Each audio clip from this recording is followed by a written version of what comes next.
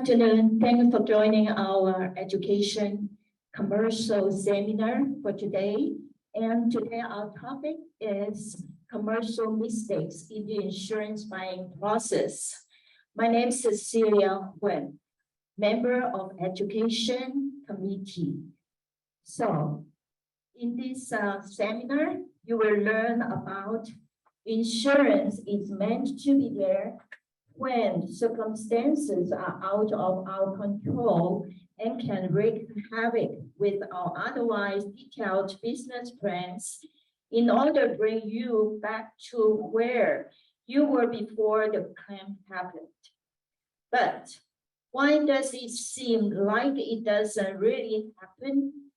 We'll delve into several common mistakes we see in the insurance buying process that leads to coverage denials that could have otherwise been prevented. With the rising inflationary costs, insurance rates are also trending upwards, and there has been a lot of shopping around for insurance premiums. But at what cost? We'll also look at a couple hot topics that aim to address the protection of business assets in our rapidly changing world. Today, our speaker is Ms. Angela Tseng. She is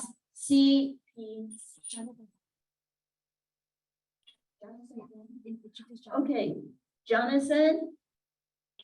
Yes, hi. Yes, I will pass the mic to you. Please introduce our speaker, Angela Tseng. Take it away, please. Yes, thank you. Thank you, Cecilia. Good day to everybody. My name is Jonathan from First Team Realtor in Diamond Bar.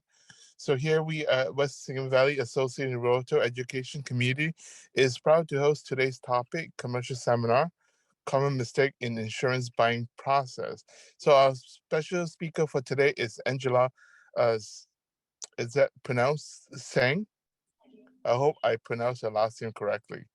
So Angela is actually a underwriting manager for New Century Insurance Services. She actually is a credential, and her expertise surpassed a lot of the people because she currently manages 16 different CSR as well as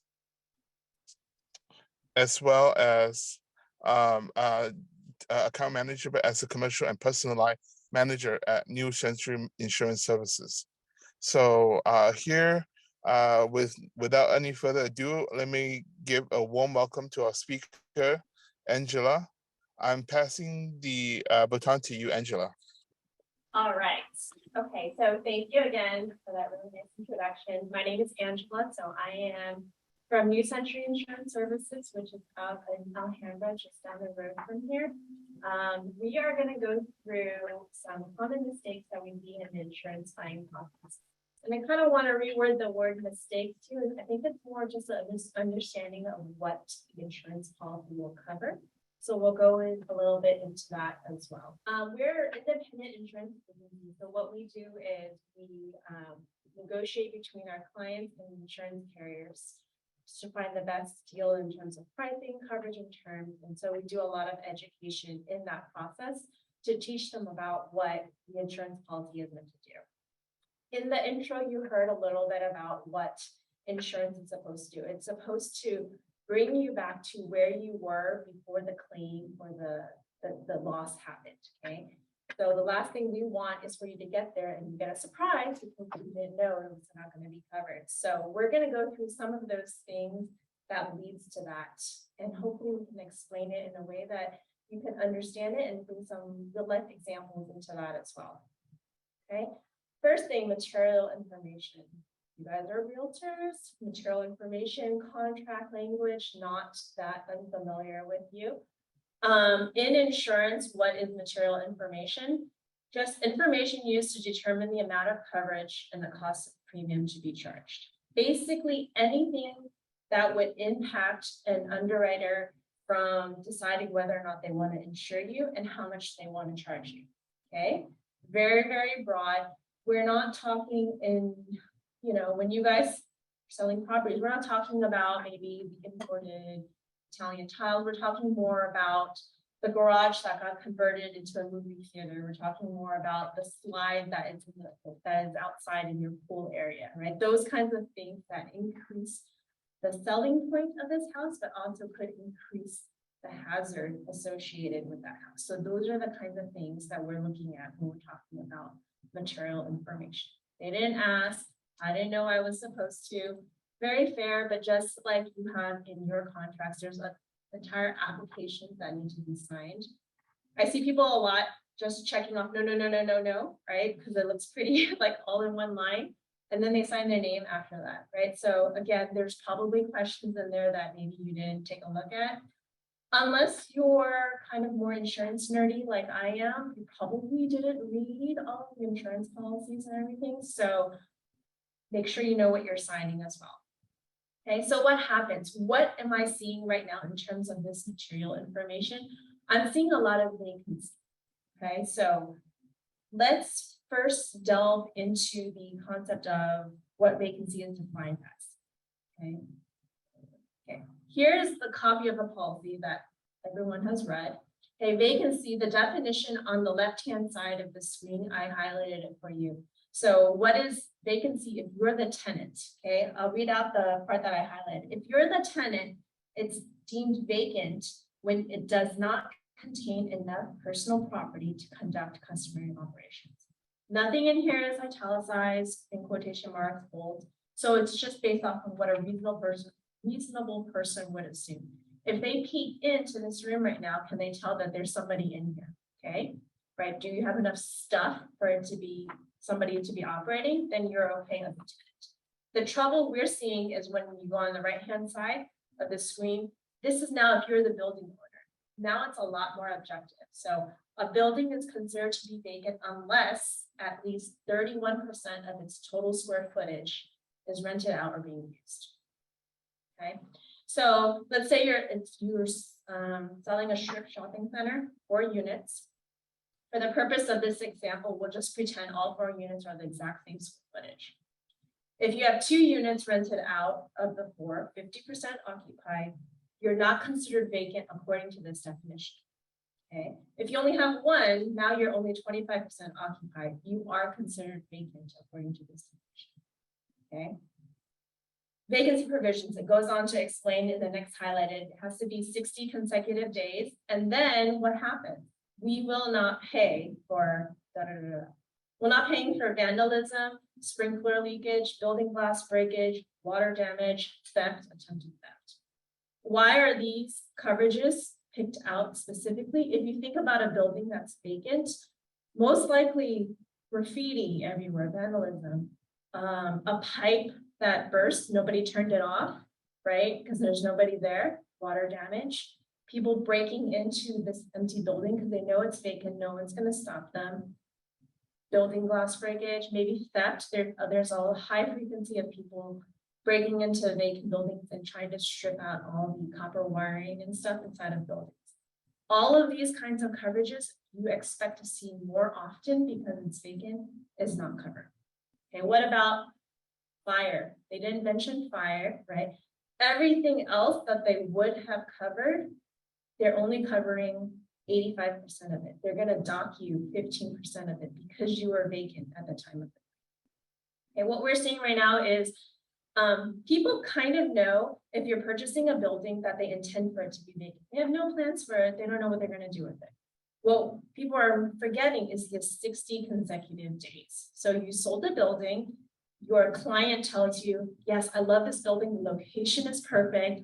I'm going to rent it out to so-and-so. He's going to move this wall over here. He's going to blow out this. He's going to remodel and do this, right? So all of this construction renovation ideas. Okay? We have a lot of older buildings in this area too. So generally they want to do some sort of renovation. Let's look at the timeline of what that looks like, right? You finally closed on the building. You get contractors to come in and give you a bid. It's kind of high. So you're like, okay, let's go find another contractor. You got to get permits. You didn't realize it's going to take 2-3 months to get permits. by the time you're ready to do anything and actually move in, it's been more than 6 months, you're vacant during that period of time, okay? So what should we be doing about this? You have to let your agent know your property is planned to be vacant during this time or planning on undergoing construction, right? There's insurance policies you can purchase specifically for vacant buildings that will not exclude all of this stuff. But we have to know first that you intend to be vacant, or you're possibly vacant because you're doing construction, right? So that's one of the biggest things that we're missing right now on the vacancy side in terms of material information.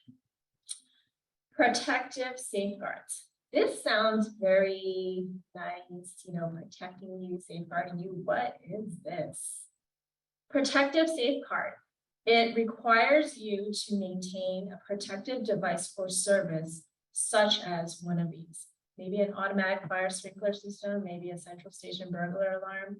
The Ansel system is what you see in restaurants over their fire cooking services, right? What happens if an incident occurs and you have this endorsement on your policy? If that safeguard does not work, if your fire sprinkler is not working, coverage may be denied. Coverage has been denied. So we've heard a lot, especially during the pandemic, about customers that were calling us, and not all of them were our clients, but they're calling us like, oh, what advice do you have for us? Because my $10 million building just burned down and they're denying my claim completely because of this protective safeguard, okay? What does it look like on your policy? This is a short snip of what it looks like. If you can see it, it kind of just goes into, it tells you it's your protective safeguard and look for your location 1, and there's a little P1 right there. If you can see it on this 3rd column, right? What does that P1 do? If you read the rest of the endorsement later on, it'll tell you what does that P1 stand for. In this case, your location is warranted to have an automatic fire sprinkler system, okay? So if you do not have one at the time of loss, they can deny your claim. So let's take a hypothetical situation. Again, you're in the Strip Shopping Center mall. You're a restaurant in one of the units, okay? In the middle of the night, there's a giant fire, okay? Maybe it started from your next door neighbor. It didn't even start from you, okay? Fire trucks come all night long. They're battling it. Thankfully, nobody got injured. They were able to stop the fire from spreading, but your entire strip shopping mall burned down, right? Not just you as a restaurant, but all of your neighbors as well in that same strip shopping mall. You file a claim to your insurance company. They send out adjusters, okay? You have this endorsement on your policy, which says you're supposed to have an automatic fire sprinkler system, okay? So your claim adjuster comes in and they notice you do not have one. It's not active and working at the time that the fire happened. Maybe you had it, like you can see it in this room right now, you can see fire sprinkler system heads right now in this building. Maybe it's not ever been maintained. You don't know if it actually works, right? But you had it, but you just didn't know it didn't work until the fire happened. Maybe it was leaking and you turned it off, intending for you to go get a contractor and get that fixed, but you never got around to it. Again, it's off, it's not working, okay? Maybe you didn't even have it. We had clients sometimes that weren't quite sure what fire sprinkler systems were and pointed out the lawn sprinklers, right? So it has to be the correct sprinkler system for this endorsement to apply to. Because you didn't have it, they denied the claim. Okay. Now, with this, if you're the restaurant, if you actually had fire sprinklers, would it have actually prevented your restaurant from not burning down? Right? That's not the intention of this. Most likely, even if you had fire sprinklers that were working at the time of this claim, remember in my scenario, the firefighters were working all night, right? They just managed to stop it from spreading, but your whole mall still burned down. So likely the sprinkler system wouldn't have affected the total outcome of your claim, but that's not what this endorsement is saying. This endorsement is purely saying you didn't have it. It was a warranty. I gave you a discount on your policy because you told me you had one and you didn't have it active, therefore I'm denying it. This is a big issue right now because people's claims are getting denied because they're not maintaining the protective safeguards that they were supposed to have. Central station burglar alarm. you canceled it after a couple of months because you thought, no, not a big deal. I don't really need it. I'm back in the office now. I'll be there, right? Double check your policy. Do you have something like this on your policy that says you're supposed to have that petrol station broken, right? Not buying the correct coverage or enough.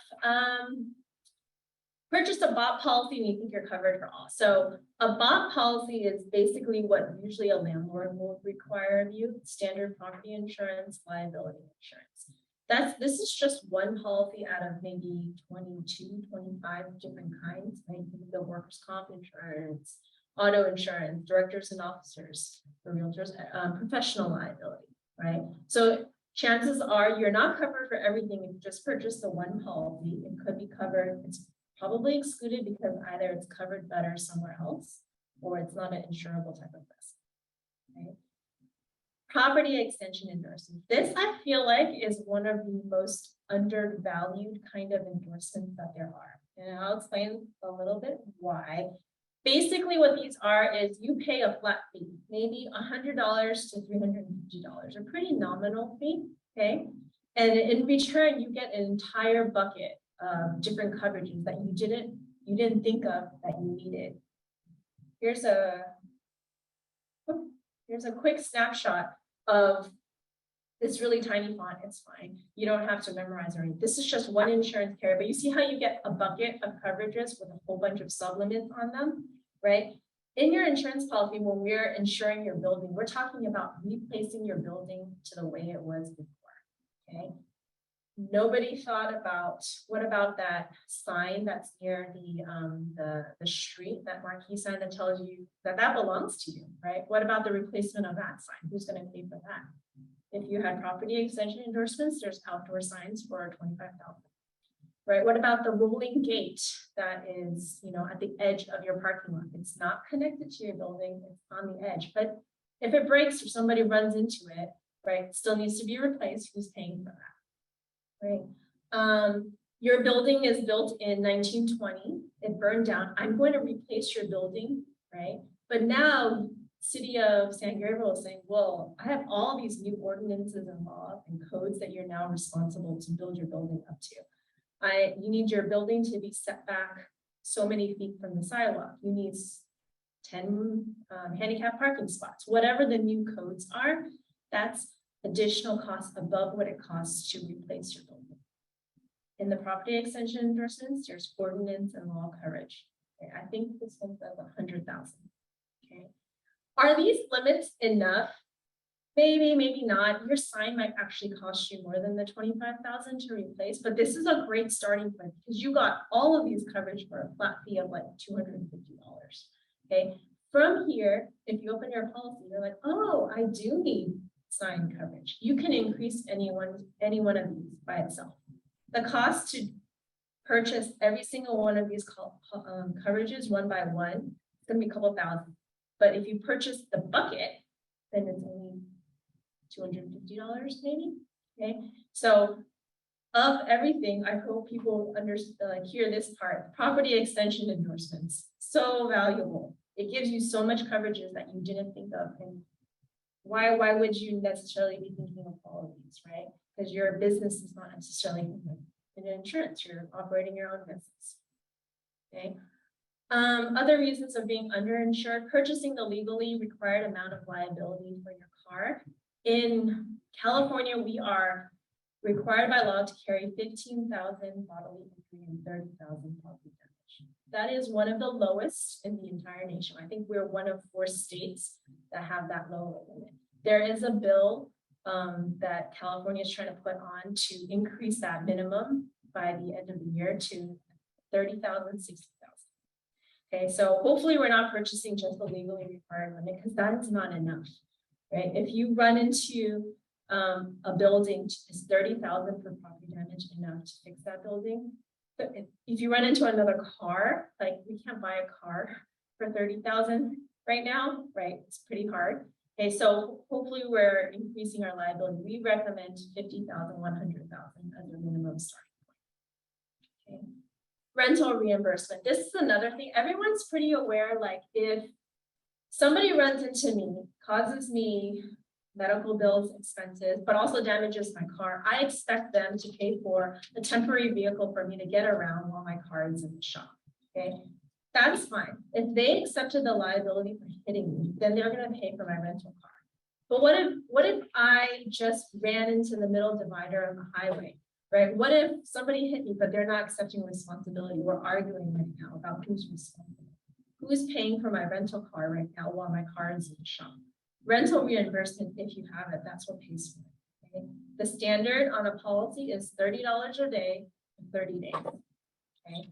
Right now, it's taking more than 30 days quite often for a car to get fixed in the auto body shop. It's just because of lack of parts, lack of skilled labor, so it's taking a lot longer. That 30 days is, I'm going to say, is a little hard to get increased. Okay, but the $30, I'm hoping that's the standard. If I went on Hertz and Budget right before this meeting to see what I could get for $30 a day for a rental car, you can't really get a car for $30 a day. There's such a shortage of vehicles already that car companies are like, they don't have enough vehicles. Why would they only charge you $30? You're looking at closer to $50 or $60 for a compact economy car. Okay, so I would recommend that your coverage be $50 a day as a starting point.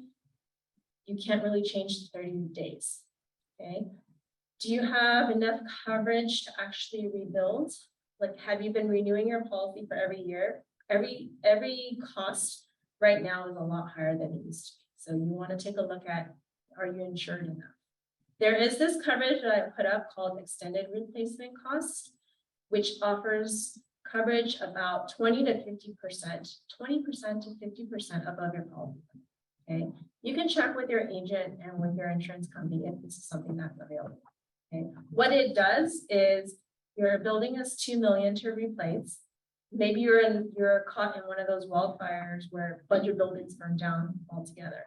Construction cost is going to be increased. Lumber cost is going to be increased. Contractors are like getting fought over about who can rebuild my house, right? The cost is a lot higher than you expected. They'll pay 20 to 50% depending on what that carrier offers above what you had insured yourself for. And this coverage, if it's offered by your insurance company, is maybe $100, right? It's pretty cheap, okay? But yet you'd have to be able to find a carrier that offers it. Usually I see it more often on your buildings, okay?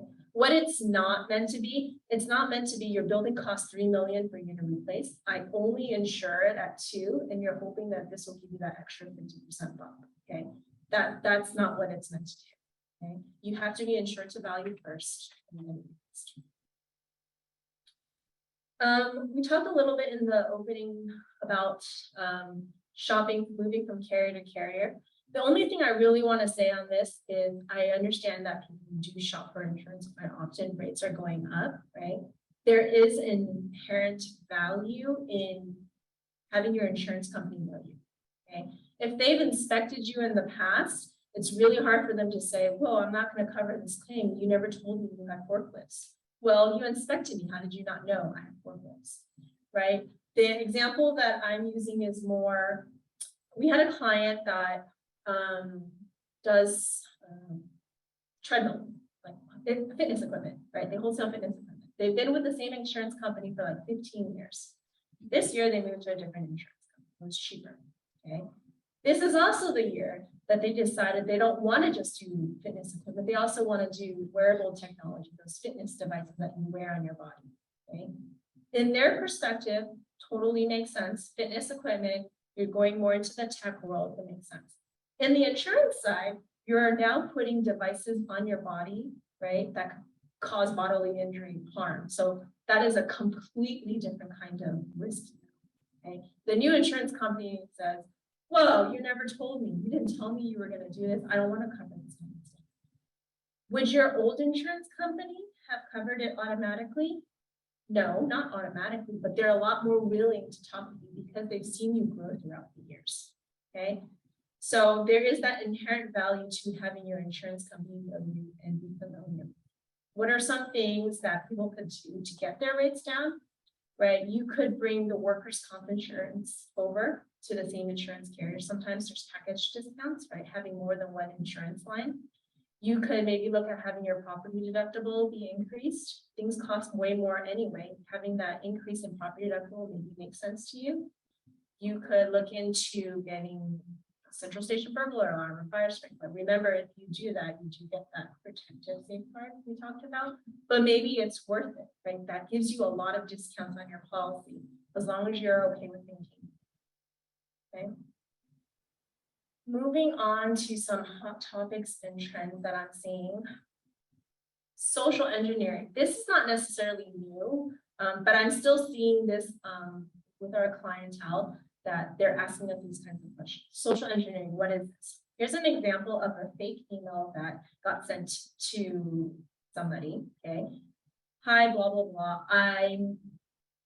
Please note we've changed our vendors going forward. My new banking information is basically your vendor came and told you they changed their bank. Very standard, right? We changed our banks too, right? Here's all my information. Going forward, make sure you pay this new bank, okay? You, as the client that received this email, you're like, aha, I'm supposed to double check these. So you call that phone number that's on the email, you leave a voicemail, you just want to make sure that this is a legitimate email. You left a voicemail, nobody called you back. A week later, you're like, oh, this thing is due. I have to call again. You called again, left a voicemail, nobody called you back.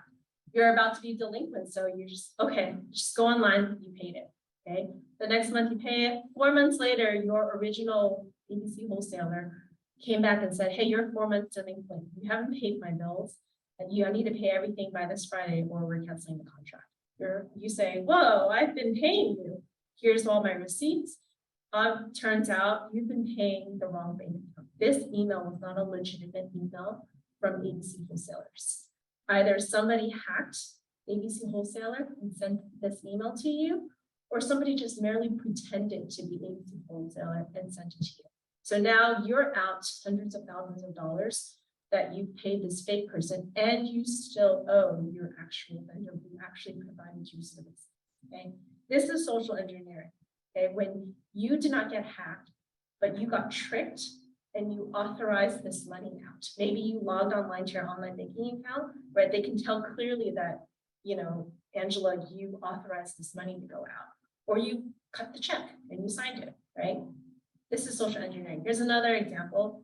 Subert Wong is the CEO of my office. He sent an email to Benny, an account manager with me. He wants to make changes to his account info for his paychecks.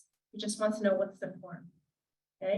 If you take a look at that email, that's not a legitimate email, right? So this should be one of those employee training things. That email does not look legitimate. Also, Benny does not handle our payroll, so why is he sending it to me, right? So this one was a lot more obvious, but you see how they knew Subert's name, they knew Benny's name, okay? Right before this email came out, there was a LinkedIn post on our company website talking about something great that Benny Chan had done. People are scouring social media, so they found the correct people. They just didn't know Benny was not in accounting, right? But they knew Benny works for New Century, they knew Subert works for New Century. Okay, here's another one, Simon. He's the president of our agency. He sent this email to Eric saying he wants to do something nice for all the employees. He's thinking of maybe getting some gift cards. What do you think? Okay. This email address that you see from Simon, it's not as weird, right? It could very possibly be his personal email address. I don't know what Simon's personal email address is, right? But this email actually ended up being sent to multiple people in our office. So we all kind of heard, because we're back in the office now, we all kind of overheard each other saying, oh, Simon's going to get a gift card. Fake, right? This is not a real thing. Even if you read this email, you're thinking, he's not like telling you to buy the gift cards. He's just asking you, what do you think is a good idea? How would this be a hack, right? All this fake person Simon needs to know is he had somebody that he can work with. He could easily just say, oh, I'm down the street from Target, call them the pin and I'll just go pick it up, right? But these are the types of social engineering. They're finding the correct people and they're sending emails. And we happen to be back in the office already, so we were able to overhear. And so we know this is not legitimate, right? So, and going back to the previous example too, you tried calling ABC wholesaler to confirm, you left voice, and they never returned your call. So what we're telling all of our clients is there needs to be a level of employee training where we're all aware that this happens, but don't call the phone number that's on the email that you got sent. Chances are that's just a voicemail box, right? Nobody remembered ABC Wholesaler's actual number. You just looked at this email and called, right? That's not even ABC Wholesaler's phone number. This is not Subaru's email address, right? So all these kinds of employee trainings help pick up those kinds of hints that this is not a legitimate email. You call somebody that you know on your Rolodex, that's an old term, in your phone book, whatever, your cell phone, right? Call your known contact number. And even if you're like, okay, this might have been Simon's email address, just ask him real quick. He's not going to be offended, right? If you ask him if that's his personal email. He should have been using his work email anyway. Okay, cyber liability. So in terms of hot topics, we covered a little bit about business operations at home. If you still have employees that are working at home, right, this is an issue because you can't overhear. And that's what people are counting on. That's what the hackers are counting. You can't overhear that this is fake, right? And then the employee training. Cyber policies in general, okay? Social engineering is covered under your cyber policy or your crime policy. You have to see that word social engineering on your policy to be covered. It's usually at a lower supplement, okay? What else is going on in the cyber insurance world? We're seeing a lot more continuing to see a lot of ransomware. So all of our clients' databases usually back up your client information on your server or in the cloud, right? What these hackers are doing is they're just blocking your access to your own information. They're locking you out of your own system. And if you want to access it, you have to pay them a ransom. And it's usually not in cash, credit, it's usually in cryptocurrency. It's in Bitcoin, right? So cyber insurance policy experts, they have insurance experts like claim adjusters that can figure out how to get you Bitcoin, can negotiate that demand down for you, can help you investigate how that person even got into your system and prevent it from happening again. Okay, so cyber insurance policies, I look at how difficult it is to get insurance for cyber insurance right now versus maybe 3-5 years ago. Because of the pandemic and everything that happened with people going home, cyber crimes are up. Okay, data ransom was really high during the pandemic. So now even law enforcement departments have a specific cyber department now. So there was a report out, saying that in the first quarter, demand, the frequency was down about 20%. So we're not seeing as many of the data ransoms, but every demand that was successfully made was up by 71%. Okay, so this is still a huge ongoing issue. 3-5 years ago, I could probably get you a cyber quote with like 3 pieces of information. Tell me what your company industry is, how many employees you have, and your total revenues, and I can get you a rough indication that's almost pretty accurate. Nowadays, you have to complete for me an entire application. I need an attestation form from you about what your multi-factor authentication process is. You know, it's really complicated now, and cyber insurance companies want to make sure you're insurance able before they even insure you. What does that mean? That means they want to make sure you actually have cyber security protocols in place before they actually insure you. They get to pick and choose now because everybody wants this coverage because it's so the claims are happening so much.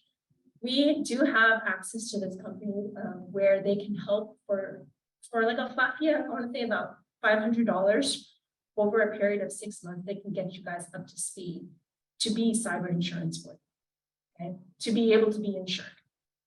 Okay. So that's my plug on cyber insurance. It's a crazy world. ADA claims, this is not necessarily new, right? This is the people that are walking around from door to door to door saying, hey, your doors are not wide enough for my wheelchair to get in. I'm suing you for discrimination. Your countertops were too high.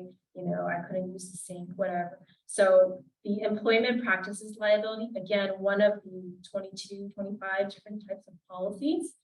This is usually meant for, you know, wrongful termination of your own employees, harassment of your own employees. If you have this policy, double check, just make sure you also have third party.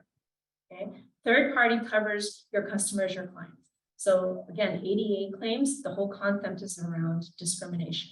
Okay, On your regular bond policy that you purchase for your landlord's requirements, it's centered around bodily injury or property damage. This is around discrimination.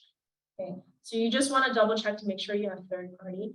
If you have it as part of your bond policy, a lot of them do not offer third party, so you would have to get a separate policy for that. Okay. Two last big things, and I promise I'm done soon. Payroll billing is not like a new insurance thing. It's a new how to make your life a little bit easier. This is for workers' compensation insurance. Okay, almost all of the major workers' compensation insurance companies now offer payroll billing. What it is you normally the process is you tell me how much your payroll is for the whole year. I tell you what your premium is. You divide it into 12 equal monthly installments, and then you pay. At the end of the year, you do an audit. Oh, you actually hired 5 more employees. Well, their 5 employees payroll is this much. Now you owe the premium for that 5 extra employees payroll at one time. Okay. Or hey, maybe you let go 2 employees. Well, I owe you money back, but the insurance company had your money the whole year until they had to return it back to you. Okay, so payroll billing is the concept about being able to make sure that your cash flow is a lot more accurate. So real estate, guys, a lot of that is commissions. Maybe this month you had a really high commission payroll, right? So then you pay the premium for that high commission this month. Next month, you're low commission. Well, then you only pay the low commission premium for that month, okay? Every month, all you need to do is go online to the website and you plug in the payroll that you paid that month, and it'll automatically calculate for you based off of the rate that we already told you at the beginning of the year. And then it'll tell you how much premium do you owe because of that exact payroll, and then it'll automatically EFT the money out of your account, okay? The process no longer needs to be, you have to have a payroll company to do this. One of your accounting assistants would be able to process this. Let's say you have 30 employees, 25 of them are sales. We'll just add up all 25 salespeople's payroll for that 1 month in one lump sum. You don't have to separate it all out. You have one janitorial guy, well, his lump sum payroll for that 1 month. 4 clerical employees, their lump sum. You just have to break it out into the categories, but then they'll bill you according to what your actual exposure is. And I feel like that saves a lot of time because it also helps you with a lot of your cash flow. Okay, you still have to do the audit at the end of the year, but it's really simple. Okay. Property insurance. Okay, what's going on with property insurance right now? So the 2 biggest factors around why you keep seeing your insurance increasing usually is around the concept of property insurance. Natural disasters is one. Okay, it used to be in California, the biggest thing you would expect to see would be earthquakes, right? But experts can now tell where all the tectonic plates lie, what the probability is of them shifting, what is the probability of a quake happening over here, right? That used to be the biggest concern. Nowadays, it's wildfires, it's wind patterns, it's really high. We just went through a heat wave, really high temperatures, right? The whole concept of fire insurance. And this is worldwide. If you look at Greece, France, right? They had torrential rain and flooding. They had record high temperatures. Seattle had record high temperatures. Dallas had once in a 200-year event, I think is what they called it, flooding. Vegas flooded all over, right? You're seeing a lot of these crazy weather types of incidents, which is creating the fire claims and the water damage claims. The 2 biggest reasons why people purchase insurance, right? For the water damage and fire. Okay, so that's contributing a lot to the increased rate because it used to be you could see that if you had a vacation home in Big Bear, you're surrounded by forests, probably high fire risk. Nowadays, you could be a fire risk in Burbank, Pasadena, right? It's everywhere. It's hard to predict what is really a wildfire risk. Okay.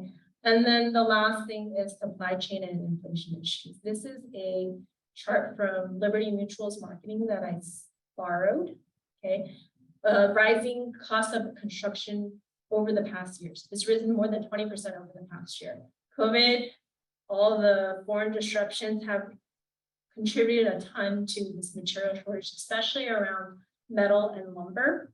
Okay, so not only does everything cost way more, we're also hitting a record shortage of skilled labor. Okay, so any construction company you run across, they're probably having a hard time getting the skilled labor they need. They have to turn away work because they don't have enough people to finish projects that they already have on hand. Okay, what does that mean to you? Right. So if a building costs way more to replace and it takes way longer, that just means everything costs more. The claim is going to cost a lot more. Okay. So that's part of the reason why property insurance is increasing. That's also another reason why when you look at your renewals, we'll touch briefly on inflation. We ask our clients at renewal, like, hey, has anything changed? The client responds back, no, nothing's changed. We're still New Century Insurance. We're still located at 16 North 2nd Street. We still sell, you know, commercial property, whatever, life and health benefits. We still do the same thing. Simon's still the president. Nothing has changed. Okay. For us on our side, what I hear from that is, okay, nothing has changed. However, the $200,000 worth of tables, chairs, computers that I insure for you, maybe if you're a wholesaler, the $200,000 worth of inventory that you're storing, that has not changed, but that $200,000 costs a lot more to replace that. The Bureau of Labor put out a statement in May, I want to say, that the consumer price index had risen 8.6% in May. I just saw an article earlier this morning that said it's trending downwards, but we're trending downwards to like 8.3%, right? We're still really high in inflation. And if you look at food, I would say that's even higher. Right? So everything costs way more. So when you tell me nothing has changed, you should not be lowering that property limit back down to last year's limit, because it costs a lot more to replace it. If you're going to purchase insurance, you want to make sure that you purchased enough insurance. Otherwise, what's the point of purchasing insurance? You want to make sure you can get back to where you were before, not just get you half the stuff that you had before. Okay, so these are a lot of the factors that are around the increase in property. So again, what are things that you can do? I would say the best one to be using to negotiate right now would be your workers. Okay, that's historically a higher policy premium anyway, right? And right now, that's of all of the insurance policies out there, that one's probably the one that you have the most negotiating power with. If you bring that to the same insurance carrier that's insuring your property and your liability, that's one of the easiest ways to try to get some rate relief on insurance. Okay, that's it for my presentation. If you have questions, I'll still be here, but I also don't know if you have any questions that came through Zoom.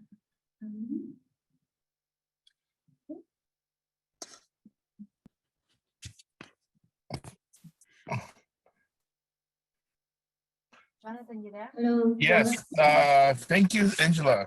It's actually a very interesting topic. I wish I knew you a few years earlier. Whatever topic that you mentioned to me, all my client has experienced it. And they share with me the frustrations of having those issues with, like, for workers' comps to commercial property. Right now, I wish I knew earlier, is what I'm saying. But right now, I'm still waiting to see if anybody have any questions. But in the meantime, I do have a few questions for Angela, because that's something that is recently happening to my client right now. I owns a commercial property. This happened probably like last weekend when we had rain. Apparently, the rainwater, for some reason, was causing water damage through the roof. So, and then I know the tenant is making all kind of fuss right now, and I'm trying to do whatever repair that is necessary to do repair on. But they're asking a lot of things though. I need to take out all the walls. I need to take out all the carpet, the wall, all carpet. So if I refuse it, I'm not sure if the insurance is going to cover or not, because the damage is not that much though, but the tenant is a lot more than it's supposed to be. So what advice you have though? Okay, I think I heard most of that. So you Hello? have water damage. Okay, I haven't seen the Yeah. policy, so this is just purely non-legal advice, non-insurance claims advice, but damage to your actual roof, that is under maintenance. So that's Correct. the business owner's responsibility. So that Correct. likely it's just not working, that is your responsibility.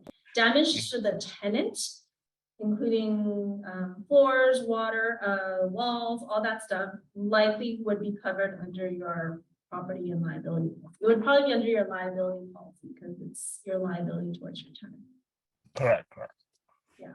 If you Yeah. decide, The roof. They are doing the they're doing the repair. We replaced the roof already 2 years ago, but the water went through the AC unit instead of it didn't go through the roof though. It actually went through the AC though. So yeah. But the liability wise, if the tenant requests all kind of repair, this doesn't make sense though. yeah, okay, so the AC unit, depending on your lease contract between you and your tenant, if it's your responsibility, that's still part of the insurance policy. That they're Still, covering, yeah. Well, in terms of what they're Okay. alleging was damaged, that would be where the Mhm. claim adjuster would come in and take a look at stuff. I would recommend, though, that you do still file a claim because you want it on paper that you try to help your tenant, you try to do this, right? Before it becomes like, you know, the tenant gets really up. We've seen claims where the tenant just got really upset and made it worse on purpose, but you can't prove that it was worse because it's been a month since the claim happened. True. So you Got want to get somebody out there and have an official eye on that. That's a good idea though. Thank you. Hi, Cecilia. I do have a question. I would like to take the opportunity to ask if the umbrella policy also good for commercial insurance? Yes. Okay. Yeah, it works similarly to your personal umbrella policy, but especially if you own multiple buildings, I would say businesses will get sued for way more than an individual would because they assume that a business has a lot more money than a regular person on the ground. So umbrella policies, yes, there's all these articles about social inflation, which basically is around the concept of if you get sued, the verdicts that you're seeing in courts are like monstrous, like really high compared to what the actual thing was. Because in California, they're a little suit heavy and they will try to sue for most things. And if you get into the court on law, most of the time it's not on the legal. So you do want an umbrella policy. They just do a good recommendation. Yes. Okay, thank you. So Jonathan, are there any more questions in the chat box? I saw there No, are there's no two. questions though. There are They're two. coming in now. Yeah, there are two messages in the chat box. Yes, I'm going through them right now. It didn't show earlier. Now three.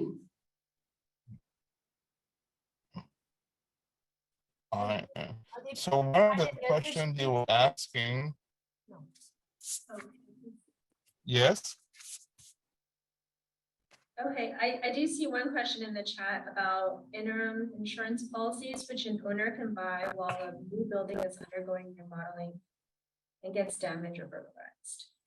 Yes, so there are construction policies you can purchase. If you plan to do remodeling, you should purchase an construction type of policy. They're structured in a way where they know that it's, you know, there's nobody inside. They know that your property limit is going to gradually increase because you're constructing these, right? So like the value of your property is going to increase as your construction gets long. So those are the types of policies you want to get. The concept of vacancy was just, you thought you purchased a bought policy and you just didn't disclose you were going to be vacant for a while or you're going to do construction. If you're going to be either one, you just need to let your agent know and they'll put the correct type of policy for you. There are vacant policies and there are construction type. The rest of the question, I think I addressed. Just curiosity though, since you're talking about the properties being under constructions, and then if somebody go in damage it, so if it's the insurance will cover that as well if it is prior to getting occupancy permits.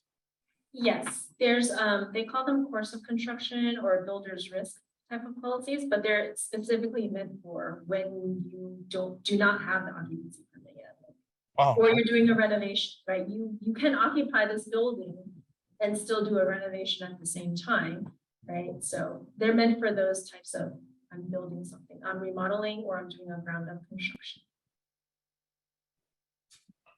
yeah, for some reason, Cecilia, I only see one question. There is not 3 questions though. So I don't see the other 2 questions on my end though. Do you see on your end as well? No, I think those were just people telling them to. Yeah, there was 3 messages, but just the 1 question. I did leave my contact information up there, so if you have other questions, I don't mind giving you, if you want to email me or call me, I don't mind giving you a high-level, non-legal, non-claim, specific response, just purely advice. Feel free to Thank email you. me. That's a very thank you for that offer though. Okay, so no more questions on your side, Jonathan? No, I don't see any Okay. more. Okay, let me give the closing, message then. So anyhow, thank you for all you joined today's seminar.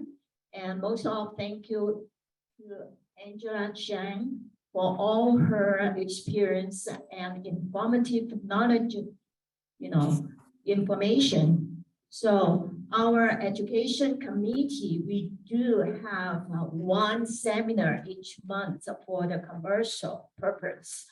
So please do register and sign up. It's very helpful when you sell any commercial properties to your clients. And you can also refer some valuable information, but not but you can refer to like Angela, any expert on the insurance side. Again, thanks so much for Angela.